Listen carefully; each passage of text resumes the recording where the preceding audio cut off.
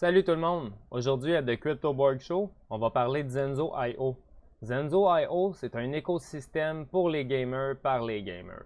En fait, pour faire un petit résumé de leur historique, Tendo, qui est le cofondateur, va tout s'occuper de ça pendant l'entrevue plus tard. Mais on va commencer nous-mêmes par dire un petit peu la base de Zenzo, qu'est-ce qu'ils veulent accomplir. Pensez un petit peu, mettons, le Blizzard Launcher pour vos jeux vidéo, mais de Zenzo, qui à l'intérieur pourrait avoir vos jeux, vos items, vos revenus de masternode et ainsi de suite. Vos amis, votre social et ainsi de suite. C'est ça que je veux dire par là. Fait qu'en fait, Zenzo, ce qu'ils veulent créer, un endroit pour pouvoir acheter des jeux en Zenzo, un endroit pour que les développeurs de jeux puissent créer des jeux, puis utiliser la forge. La forge, c'est quoi? La forge, c'est un petit peu un endroit où les développeurs de jeux vont pouvoir aller, mais en fait, n'importe qui vont pouvoir aller présentement, mais les développeurs de jeux vont pouvoir aller utiliser, créer un item sur le blockchain. Un item sur le blockchain comme un NFT dans Ethereum, mais ici, ça va être des ZFI. Zenzo Forge Item. C'est mon guess. Bref, Zenzo vont permettre aux game développeurs de créer des ZFI dans le Forge, puis ensuite les incorporer dans leur jeu. Là, un gamer peut jouer au jeu, pogner l'item, puis le vendre sur le marché, qui se retrouve après dans le wallet de quelqu'un d'autre. Fait que c'est vraiment un écosystème qui parle tout ensemble, puis que à force de construire sur une des parties de l'écosystème, l'autre partie de l'écosystème devient de plus en plus forte. On va regarder vite fait. Zenzo, à tous les mois aussi, ils font des grosses entrevues avec des différents développeurs de jeux. Ils ont rencontré Access Infinity, Dissolution, Xaya, Neon District, Ximilius, Splinterland, Ash Rush, Age of Rust, Nine Live. Ils ont rencontré plein de monde. Ils ont rencontré PIVX aussi. Bref, leur événement à tous les mois, c'est des checkpoints. C'est des événements, en fait, qui servent un peu à créer des alliés dans cette sphère-là. On s'entend que plus qu'on va aider des gens en général, plus que quand ça va être notre tour de lancer notre produit sur le marché, ben on va avoir de l'aide de ces gens-là en général. Fait que Zenzo, on commençait à s'entourer de plein de monde en faisant justement des checkpoints à tous les mois. Puis aussi, pour leur communauté, il y a ce qu'on appelle des Marble Race à toutes les semaines. On peut se présenter puis discuter avec les développeurs ou avec Tendo, basically, le cofondateur de Zenzo. On peut discuter de Zenzo ou de tout et de rien. Dans le fond, il est là pour enjoy du bon temps avec la communauté puis leur faire gagner des Zenzo. Zenzo ont créé quelque chose qui s'appelle l'arcade. L'arcade, vous allez là avec vos Zenzo puis vous pouvez acheter des jeux vidéo. Fait que tu sais, moi qui est un gros joueur de Battlefield, j'arrive sur l'arcade puis je vois qu'il y a des jeux comme Battlefield 5 à 359 Zenzo. Mais peut-être que quand Battlefield 5 est sorti, je ne l'ai pas acheté à 69,99 US. Ben peut-être que là, je serais content de l'acheter à 359 Zenzo. Surtout que peut-être que j'ai des masternodes qui me donnent des Zenzo à tous les jours. Peut-être. On va regarder l'entrevue avec Tendo parce que sincèrement, je pourrais faire une bonne couverture de Zenzo quand même, mais Tendo est le mieux placé étant le cofondateur pour vous expliquer vraiment la vision des choses que Zenzo a, puis le déroulement de la prochaine année, puis de plusieurs choses à venir. Fait qu'on va regarder ça avec Tendo.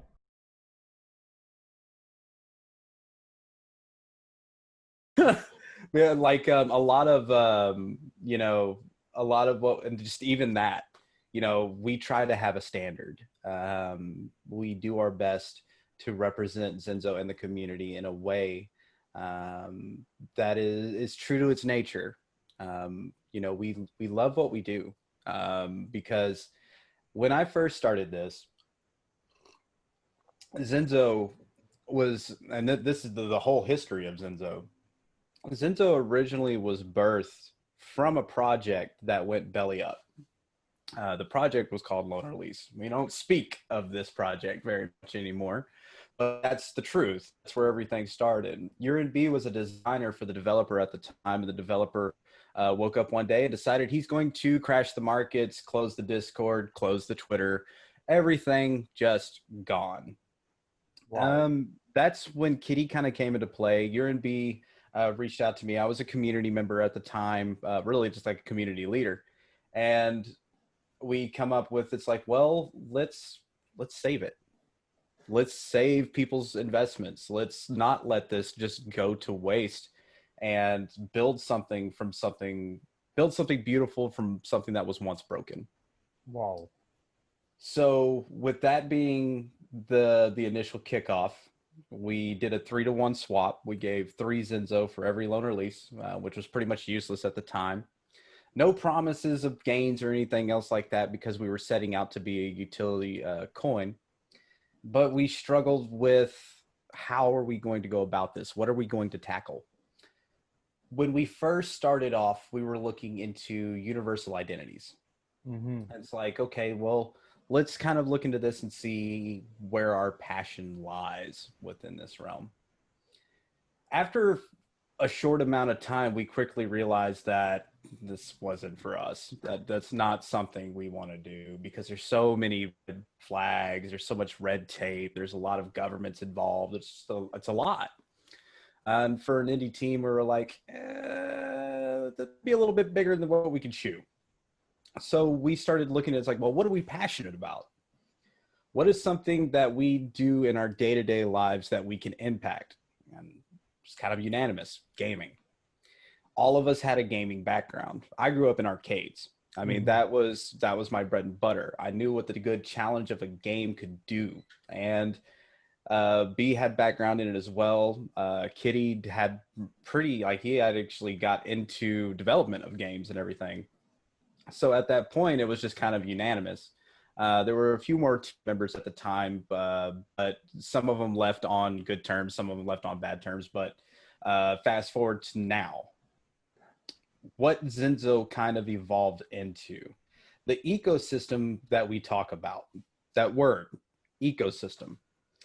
A lot of people use the term, and they tend to either have a single, maybe dual product, to where these things kind of intermingle.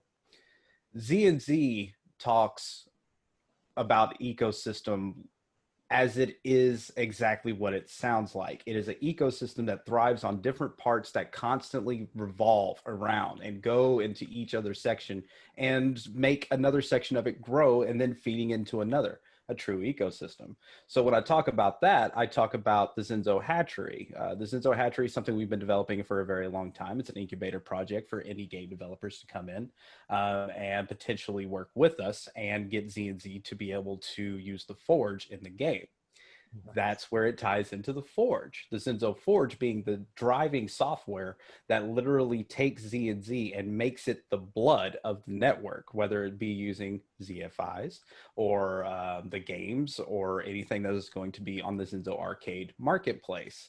So then it flows into the marketplace, where later on you're going to be able to sell and buy ZFIs, kind of like you see on the OpenSea market, versus what we kind of normally see with the signing of contracts. We developed our own smart contracts on Zenzo, and that gives us the ability to do things ultra fast and super cheap.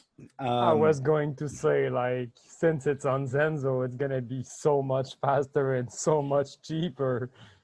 And I'll talk a little bit more about that once I get to the end, because that's very important. And once you get your hold of your ZFIs, you start seeing your Forge. It's kind of a universal inventory. Later on, we want that to grow to where the wallet, the games, and the ZFIs are all in the same thing. If you ever used a Blizzard launcher, everything's consolidated in one spot. It's easy to touch. You get to see your balance. You get to see your games. You get to see what's coming up.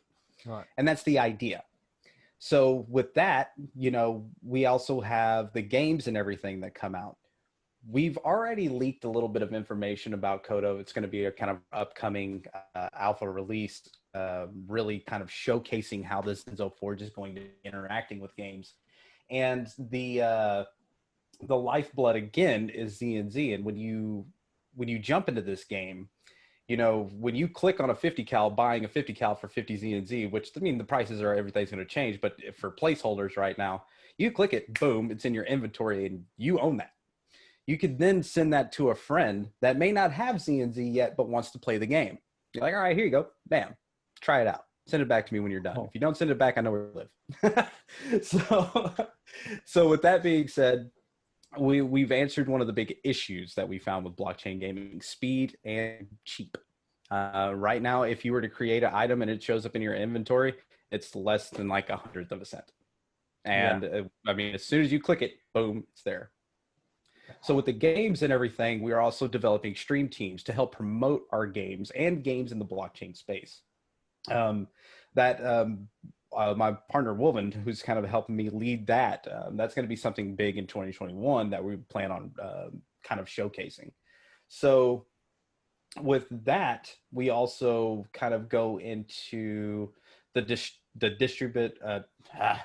distribution of games and things like that, awareness. The checkpoint. The checkpoint is a really good way to highlight other people's games, what they're doing positive in the block space. And hopefully when our stuff starts coming out, it'll be a little reciprocated. They help us get our games out there and kind of give us feedback. So, you know, we'll scratch your back, you scratch ours. It's not something that's set in stone and is not a requirement. But I find that when you go out of your way to showcase other people's stuff, they're definitely more willing to help you push your stuff out there. Yeah. So that is kind of the embodiment of the ecosystem. There is even talks of a Zenzo Academy to teach people what Zenzo is and how to use it, and getting achievements for doing so, whether it be your typical gamer or whether it be an avid developer that wants to get to know it on a deeper level. Nice. So that's kind of what we mean by an ecosystem. It all is building on top of each other. It's all feeding and helping each other grow. And the ZNZ coin is the one thing that drives it all. I love all that description you just made, man. Like, there's no better way to describe all the ecosystem. I'm like, and like the hatchery with all what's coming on, I really love hearing all that, man. It's awesome. Well, and that's another thing that we talked about. The developers have been cast aside. When you look at Steam and stuff like that, you see it's like Steam's whole model is, how much money can I get off this video game developer while promoting his game? I feel that's obscuring the vision of what a video game really is. Anytime that a dollar amount gets involved in a video game, all right, whether it be selling it as a full game for $60 or saying it's free to play and nickel and diming people to death, the punishment doesn't justify the means. And then you find that Steam's taking 30% of every sale. This hurts for distribution because the developer isn't getting enough money to sustain his development needs. He can't expand his crew. So that's something that we're trying to tackle as well.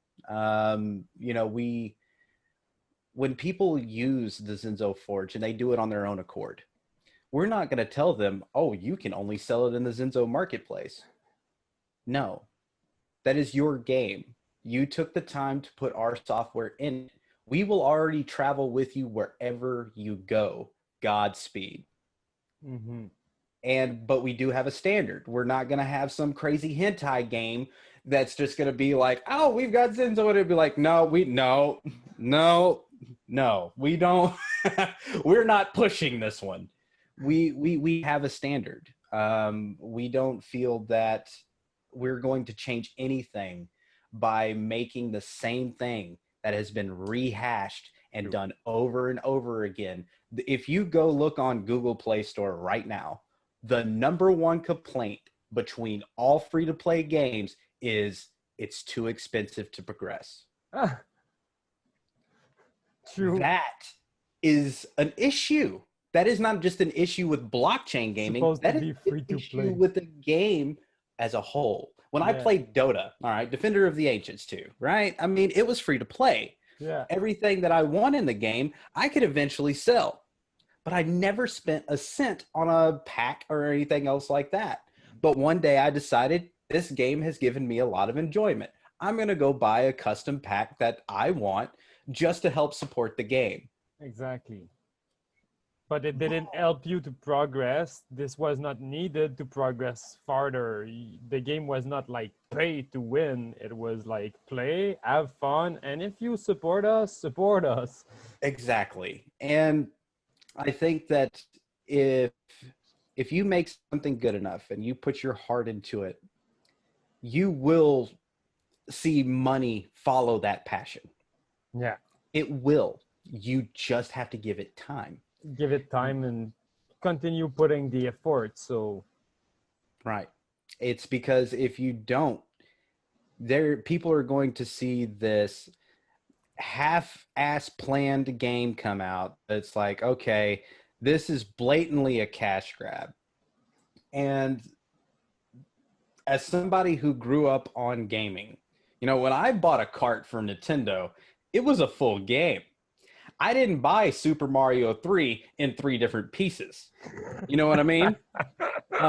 It was a whole game when I got it. Though it be a little ugly by compared to today's standards, I could enjoy that game from beginning to end at the time that it came out of the box. One of the great things that we have the ability to do now is develop games as they progress. So if it's planned right, you can release a level, let people play it out, then ask them, what should we do on the second one? Should we do this? Should we do that? mm-hmm. Zenzo Masternode holders will be able to vote on stuff like that later on. Oh my God. That's the idea. They have, the whole purpose of ZNZ is not this coin for everybody to make moons or anything else of. It's to get the most out of these video games that we are creating. And with any luck, we'll have the ability to plug into legacy games that we've enjoyed playing over time. And I think it would be super cool. Like, let's say you played Modern Warfare. Everybody's played one version of Modern Warfare. You know how you prestige. Imagine if your prestige carried over into your next game, and the game after, and the game after. The guns you purchased from 1-4 back are showing up in the 4th. Didn't show up in the 3rd one for whatever reason, but it showed up in the 4th.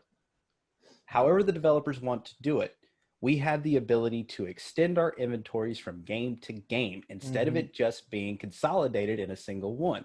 Why? Yeah. The reason why is because we have the immutability of the blockchain. You did not have that with just raw data before. These servers get hacked and all this other kind of mess. Blockchain, if it doesn't match on the blockchain, it don't work. There ain't no and if buts about it, And that's something that is the whole guarantee of what crypto is giving that ability to show that data as 100% true with 100% accuracy. Yeah. I mean, for the part that the node will be able to have some governance about those games, that's fucking interesting.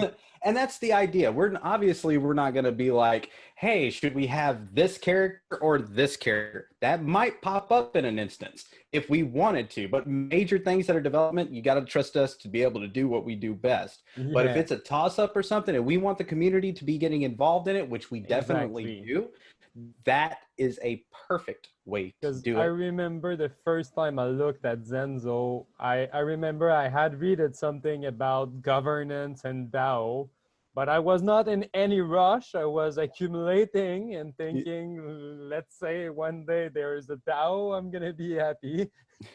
Well, that's the idea. I mean, if we're truly going to stand by our slogan, for the gamer, by the gamer, through blockchain, that has to be what it is. There's too many instances where people say, yes, you can be involved, but they're shut down every turn. Even if it's a good idea. No, we're going to do it our way. Sometimes it's easy to catch blinders when you're building something. I want to build what I want to build. But don't take constructive criticism without really hearing it. Because if you do, you're going to find yourself building what you want and maybe nobody else on the planet does. Exactly. True. And there's a way to have both. But again, we talk about unity. That's what has to happen. Yeah. So hopefully, I mean, with everybody who owns a masternode and everything now, you know, we want it to feel like an elite. You know what I mean? We want it to feel like that's my badge. I am a masternode holder in Zenzo. Exactly. I've got some pull around here, you know? I've got some power. Exactly. And there's nothing wrong with that, because all you're doing is you showed us that you believe in us. Now we could show we believe in you. Exactly. I love that, man. I mean, and you know, it's been hard because there's so many paths to go down. You know, we've talked about it. Everybody's like, well, why don't you just raise money? I'm like, because then there's expectations, and then there's this. There isn't creative juices flow in a certain way. They do best when not dealt with pressure. Yeah. They really don't. That's why you don't see us have these extensive 2-year roadmaps. Why? Because shit happens. Yeah, exactly. I mean, if you could tell me you called COVID-19 2 years ago and we're going through it the way we are, why didn't you say something? Like, you could have let somebody know. You could have tell us. We will adjust our world map. Right. And we as human beings want other people to understand that if you want to know what we're doing, go into our Discord. Yeah. Look in our GitHub section. Look in Yeah. our announcements. Look at our monthly reports. Look at everything that we do, even from Marbles. You can come on Marbles and hear what we've been doing during the week. Exactly. We do our best to constantly update in a different way. Even during the marbles, you're doing update, you're talking about what happened on Zenzo and all that. And like, if people are like on Medium, you're publishing Medium article each month for the update. Right. Those articles are always like full of really awesome stuff to read. Like last time, I remember I read that Medium article and I was like, oh yeah, now we can have some Zen, like the smaller unit of a Zenzo. Right. So, well, it was important because later on in these games, you know, ZNZ is proof of stake. ZNZ is these rewards that you get. Now, if we have microtransactions in game and you're staking, you spend 5 of out of 2 stakes to get an item in a game, that punishment has justified the means. Your computer has helped you gain something that you can use as an end credit in our games. yeah. Then when you purchase that item, it's still worth a certain amount of ZNZ. Unless it's like you spent 5 ZNZ on something of chance, or you spent 5 ZNZ on an item that may not be worth 5 ZNZ, but you take it to the marketplace, it's worth 50. Yeah. The marketplace is going to dictate the value of some of these items, but some of the items will be created with value in them. And if it is a direct trade, so like if you spend 5 ZNZ and you get an item that's worth 5 ZNZ, let's say the game disappears tomorrow for whatever reason. The developer said, I'm not doing it anymore. I'm done. You can pull the Zenzo out of that item. Wow. By smelting it. Wow. The difference between what we've seen in legacy gaming and now, kids have been using blockchain or cryptocurrency in a sense for years. It's just been a one-way street.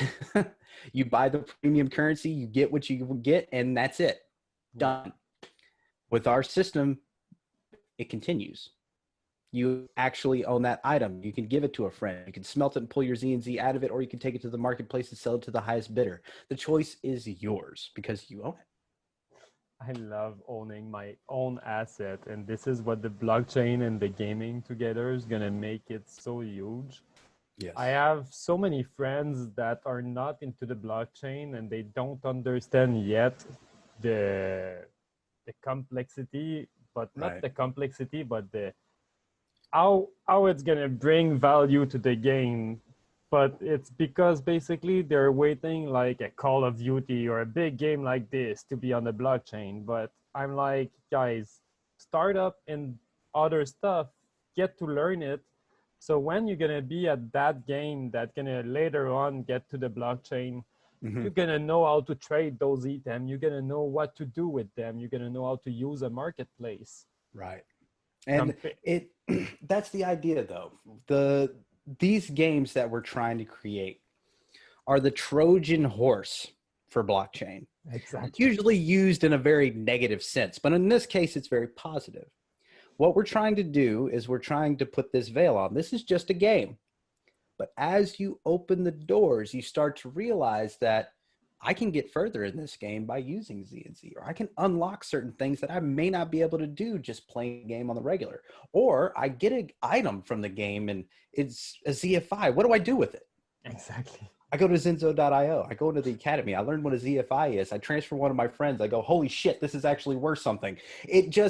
It snowballs. And then they tell their friends, and then they tell their friends. See, back in the day, we didn't have the ability to do what we are doing right now. I have the ability to talk with somebody across the world. And where we got our information from was the lunch table. Yeah. That's how we did it. Yeah. I didn't know, Sub-Zero's fatality until Frank across the table told me, he's like, dude, it's down, down, up, up. Hit A after that. You're good. You got this. Back then, it was word of mouth was everything. And if it was a bad game, it would quickly spread around that lunch table. Do not waste your weekend renting this game. It's crap. Please go to the next one. And when the word of mouth gets out that what we're doing, what I would like to hear is that I didn't know this was a blockchain game when I first played it. Yeah. Like I was not at all, like I played it, I enjoyed it, and then somebody told me, this item, it's a blockchain item. You know what you can do with it? Huh? Right. What? I'm in a blockchain game? Mm-hmm. And that's what I'm saying. It should enhance the game. It shouldn't be the game. There are a few games I would definitely like to call out, but I don't cast stones. The main thing that me and what our team like to do is just build it better. Yeah. It isn't a pissing contest. It is not who's going to be the best in the blockchain. It's where as a whole can we take this? Yeah. Because if we stand united on a certain front, everything that comes in that is just not with it is not going to last. There were certain games that I was seeing where the only way to get through the door and get a basic character is 1.5 ETH. At that time, that was $300 and something. This is to get in the game and a character by chance. It made no sense to me. I was like, as a gamer, I'm furious.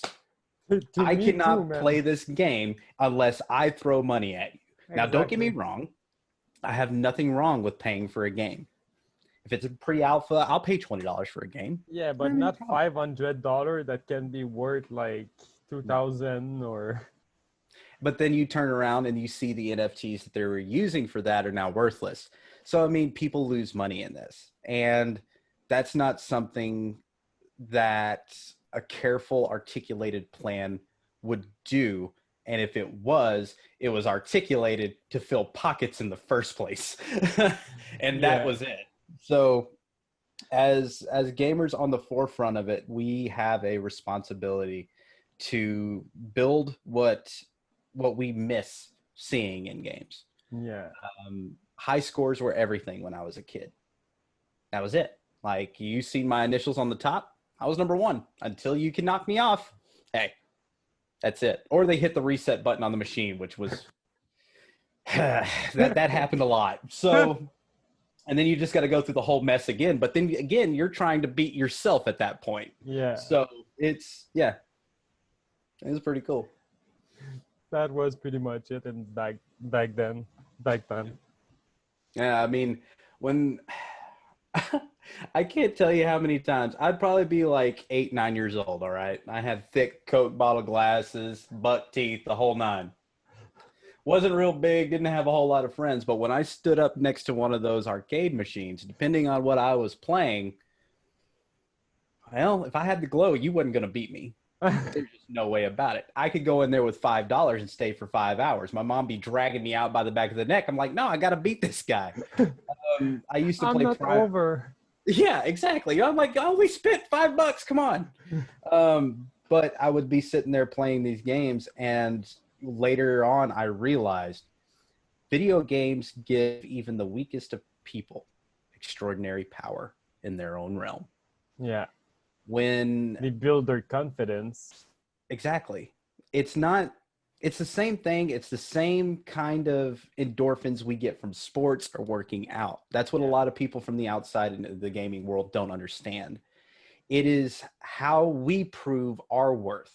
It's how we show our measure. When somebody's jumping over a hurdle, that's the same thing as learning a special move to some of us. And, you know, when I stood on those machines sometimes, you know, I quickly realized that I don't have to be the best in what everybody else thinks I have to be. But as long as I'm standing in front of this cabinet and I know I've got it, nobody's going to pull me off of it. As long as I know I'm able to. That's it. Yeah. Don't get me wrong, you get those crushing defeats, but at the same time, those are the ones that make you better.